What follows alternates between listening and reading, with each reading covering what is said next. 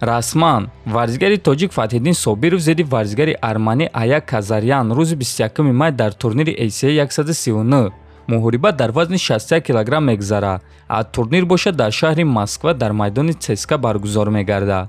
мо ба Фатҳиддин омодагии хуби беосеб ва ғалабаи дурахшон орзумандем.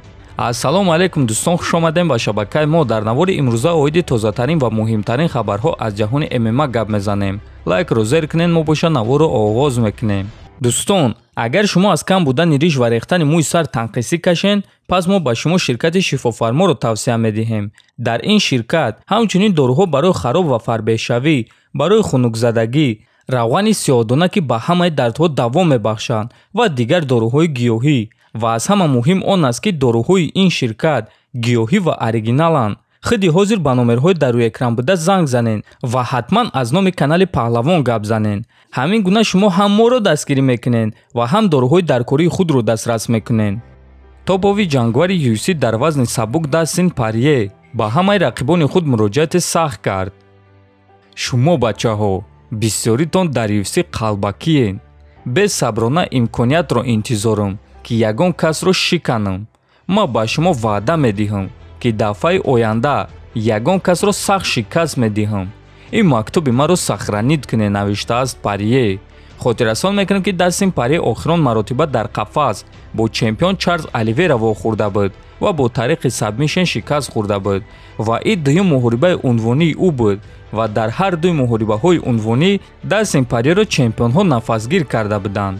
акнун чӣ хеле ки мебинем дӯстон, Дастин Порье ғазабнок шудааст ва сахт муҳориба гузарондан мехоҳад. аммо ҳозир ҳамаи ҷангварони тоб рақиб доранд ва шояд ки UFC чорум муҳорибаи Конор ва Порьеро ташкил кунанд. худи шумо дӯстон, рақиби навбатӣ Дастин Порье киро дидан мехостед? ҳатман фикротонро нависед.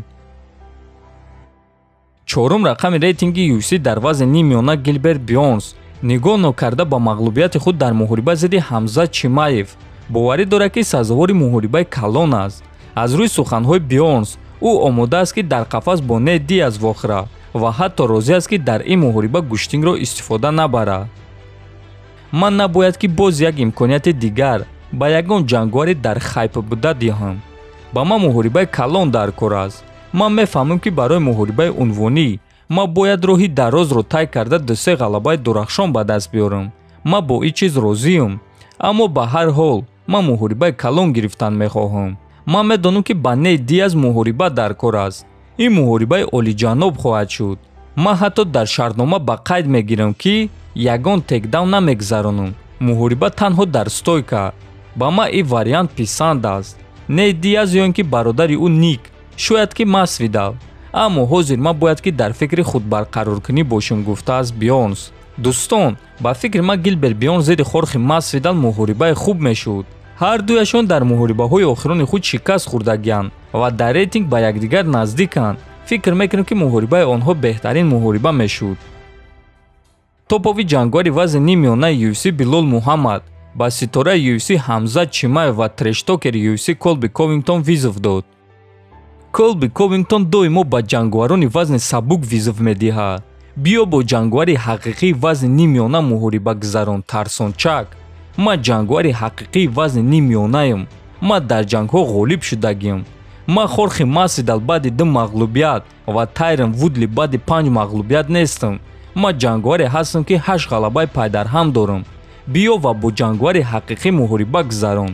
эй Дана Вайт, ман барои муҳорибаи 5 раунда моҳҳои июл зидди Колби ё Ҳамзат тайёрам.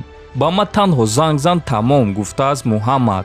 хотиррасон мекунам ки чанд муддат пеш байни Билол Муҳаммад ва Ҳамзат Чимаев муноқиша шуда буд ва ин муҳориба таърихи хуб дорад. аммо аз ҷиҳати дин ин муҳорибаи хуб нест, чунки ҳар дуи ин ҷангварон мусалмонанд ва хубтар мешуд ки агар Ҳамзат бо Ковингтон вомехӯрд, а Муҳаммад боша бо Гилберт Бёрнс ё ягон ҷангвари дигар. ва дӯстон, дар ҳамин ҷо навори мо низ ба анҷом мерасад. ҳатман фикр ақидотонро нависен, дар канал обуна шавен. то боздид хонободу сарбаланд бошед.